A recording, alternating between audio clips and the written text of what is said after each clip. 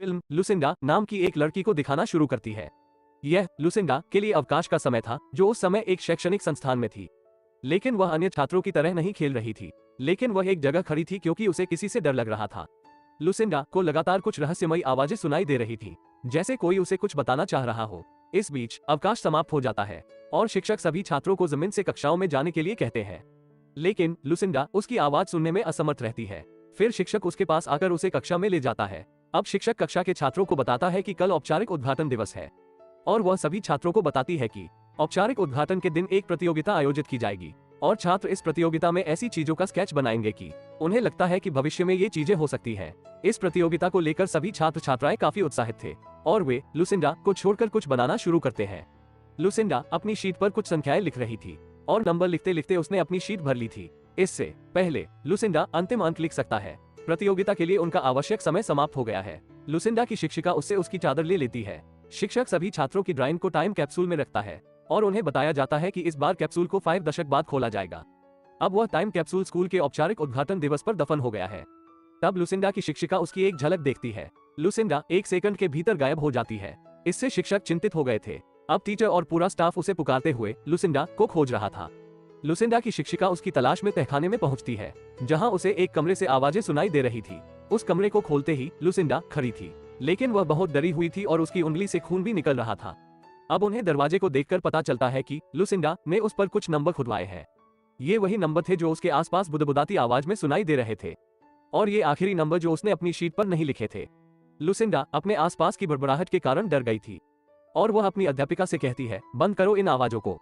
अब फिल्म को 5 दशक बीत चुके हैं और एक वैज्ञानिक सीन पर आता है, जो अपनी पत्नी की मौत के बाद डिप्रेशन में है। उस वैज्ञानिक के कालेब नामक पुत्र को भी यहाँ दिखाया गया है और वह बच्चा भी अपनी माँ की मौत के बाद डिप्रेशन का सामना कर रहा था।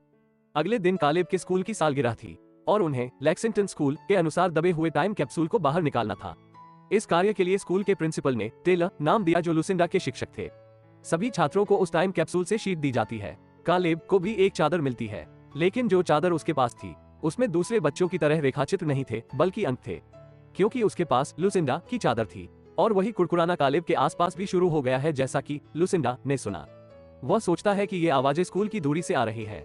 जब वह उन आवाजों पर विचार करता है तो वे आवाजें आना बंद हो जाती हैं। घर में आकर वैज्ञानिक जॉन और उसका बेटा कालेब आपस में बात कर रहे हैं। उसी समय उस वैज्ञानिक की नजर लुसिंडा की शीट पर पड़ती है। लुसिंडा की उस चादर को देखकर वह चकित रह गया। वह सोच रहा था कि इन नंबरों में जरूर कोई मैसेज है, लेकिन वह उन पत्रक अंकों की उपेक्षा करता है। एक समय के बाद जॉन गलती से अपना गिलास उस ड्राइंग पर रख देता है। परिणाम स्वरूप कुछ संख्याएं शीट पर घिरी हुई है। जब वह इन नंबरों को नोटिस करता है तो उसे पता चलता है कि यह एक तारीख है। उस तारीख में कक्षा में कई छात्रों को मार डाला गया था। जब उसने उस कागज पर नजर डाली तो उस पर वो नंबर भी लिखे थे, उस दिन मरने वालों की तादाद। ये देखकर वह वैज्ञानिक हैरान रह गया। वह अब अन्य संख्याओं का पता लगाना शुरू करता है, रिमेनिंग संख्याओं को व्हाइट बोर्ड पर लिखता है और उसकी पता लगाने पर पता चलता है कि उस शीट पर जो नंबर लिखे थे वो फालतू के नंबर नहीं थे, या तो ये तारीखें थीं या अंक। ये तिथियां विपत्तियों या विपत्तियों की ओर संकेत कर रही थी। उन तिथियों के आगे कुछ अन्य संख्याएं भी थीं। ये वे संख्याएं थीं जो इस आपदा में कितने लोगों की मृत्यु का संकेत देती थीं। और जिस वर्ष लुसिंडा ने ये पत्रक लिखा था, उस दिन से अब तक जो त्रासदियां घटी उनका उल्लेख उस पत्रक पर किया गया था। अब वैज्ञानिक खजूर को लाल रंग से घेरना शुरू करते हैं और वह मृत्यु तिथियों को नीले रंग से घेरना शुरू कर देता है। अभी भी कुछ संख्याएं ऐसी थीं जिनकी गणना करने में उसे कठिनाई हो रही थी। अगले दिन जॉन अपने एक सहकर्मी से मिलता है और वह इस शीट के बारे में बताता है। वह बताता है कि इस शीट पर जो नंबर लिखे गए हैं या तो ये आपदा की तारीखें हैं या उस आपदा में मरने वालों के अंक हैं। जॉन उसे ये भी बताता है कि ये संख्याएं उस श्रृंखला में है, तारीखों की श्रृंखला जिसमें इस पृथ्वी पर कोई त्रासदी हुई थी। और वह उसे बता रहा था कि इसमें कल की तारीख भी बताई गई है, जहां 21 लोगों का अंत होगा। लेकिन यह जॉन के सहकर्मी द्वारा इस पर विश्वास करना मुश्किल था और यह सहकर्मी जॉन से कहता है, ये संख्या केवल आकस्मिक हो सकती है, क्योंकि इस कागज पर और भी कई नंबर हैं जो बेमतलब लग रहे थे। अब वह आराम करने के लिए जॉन से कहता है कि कोई आपके साथ मजाक कर सकता है। जॉन उस पेपर की हकीकत जानने के लिए उस टीचर के घर जाता है, जो 5 दशक पहले लुसिंडा की टीचर थी, और वह जॉन की पुष्टि करता है। ये पत्र मूल है और यह एक छोटी लड़की लुसिंडा द्वारा कहा गया था। वह इसके साथ जॉन को यह भी बताता है, जिन दिनों लुसिंडा ने ये पत्रक लिखा था उस समय शबी कुछ रहस्यमय घटनाओं का सामना कर रही थी। इसका मतलब है कि उसे अपने परिवेश में कुछ अजीब आवाजें सुनाई देती थीं। और वह घटना भी बताती है उस दिन की जब लुसिंडा नहीं थी। उसने दरवाजे पर कुछ अंक उकेरने के लिए अपने नाखूनों का भी इस्तेमाल किया था। अब जॉन लुसिंडा के बारे में जानना चाहती थी। लेकिन शिक्षक उसे बताते हैं कि लुसिंडा की कुछ साल पहले एक बीमारी से पीड़ित होने के बाद मृत्यु हो गई थी। बाहर आकर जॉन ने नोटिस किया कि उसका बेटा कालेब किसी के साथ बात कर रहा है और वह अजनबी आदमी कालेब को एक पत्थर देता है और वह उससे बिना कुछ कहे निकल जाता है। अगले दिन ये देखा गया कि जॉन स्कूल से कालेब लेने के लिए सड़क पर था। जाम के कारण वह आगे नहीं बढ़ पा रहा था। अचानक उसकी नजर कार के जीपीएस पर पड़ती है। इसके अंकों के माध्यम से वह कागज पर लिखे कुछ अंकों को याद कर लेता है और जांच पड़ताल करने पर पता चलता है कि यहाँ एक हवाई जहाज दुर्घटनाग्रस्त हो गया है। जॉन घर लौटते हुए उस दुर्घटना के तथ्यों की खोज करता है। उसे पता चलता है कि अब तक 81 लोगों की मौत हो चुकी थी, यानी शीट की भविष्यवाणी बिल्कुल सही निकली। वही रहस्यमय आदमी कालेब के कमरे में आता है जिसने कालेब को काला पत्थर दिया था। वह कालेब को एक दृश्य दिखाता है जहां सब कुछ आग लगा हुआ है और लोग अपनी जान बचाने के लिए भाग रहे हैं। उससे डरकर कालेब चीख उठता है और जॉन जल्दी से अपने बेटे के पास पहुंचता है, लेकिन वह आदमी तब तक कमरे से बाहर जा चुका था। जॉन उस आदमी को खिड़की से बाहर देखता है। वह आदमी उसे पकड़ने के लिए जाते ही वहां से गायब हो जाता है। अगले दिन जॉन किसी तरह से उसके बारे में जानकारी एकत्र करते हुए लुसिंडा की बेटी के पास पहुंचता है। उस लड़की का नाम था डायना। जॉन उसे लुसिंडा की शीट के बारे में बताता है जिनकी भविष्यवाणी सच साबित हो रही थी, और वह ये भी बताता है कि ठीक 3 दिन बाद एक दुर्घटना होगी जिसमें 33 लोगों का अंत किया जाएगा। अब जॉन उससे कह रहा था, मुझे उन लोगों के जीवन को सुरक्षित करने के लिए आपकी सहायता की आवश्यकता है। लेकिन डायना उसकी सारी बातचीत को बेकार समझ रही थी, इसलिए वह अपनी बेटी के साथ चली जाती है।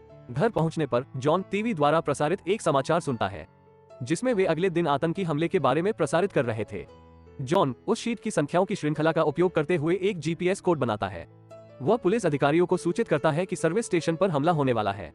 फिर जॉन पुलिस अधिकारियों के साथ सर्विस स्टेशन जाता है जहां उनका सामना एक आदमी से होता है जिस पर उन्हें आतंकी होने का शक था। दरअसल वह एक साधारण चोर था। इस बीच वे देखते हैं एक और ट्रेन ने अपना ट्रैक बदल दिया है। ट्रैक बदलने की वजह से वह ट्रेन दूसरी ट्रेन से टकरा गई है।